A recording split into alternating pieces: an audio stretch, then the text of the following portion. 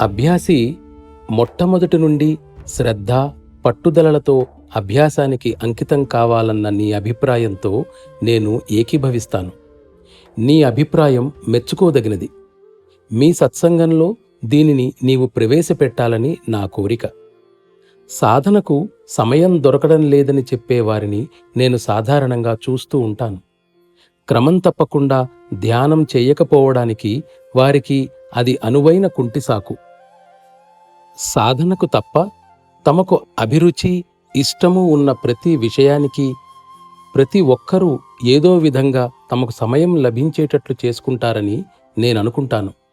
దీనికి కారణం ఆసక్తి లేకపోవడమే తప్ప సమయం దొరకకపోవడం కాదు అని స్పష్టంగా తెలుస్తోంది.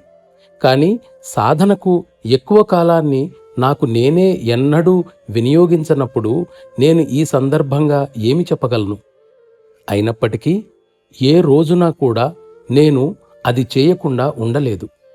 నా గురువర్యులకు అది తెలుసు. కానీ నేను అన్ని వేళలలోనూ నిరంతర స్మరణలోనే నిమగ్నమై ఉండి ఒక్క క్షణమైనా దానిని విడిచి ఉండలేదు.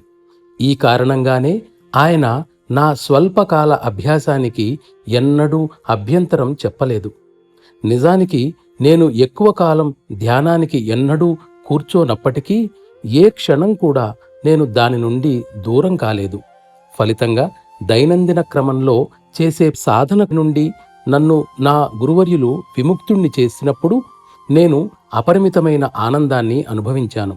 అయినా నిజానికి అది ఆచరణార్థంలో మినహాయింపు కాదు, విధానంలో మార్పు మాత్రమే.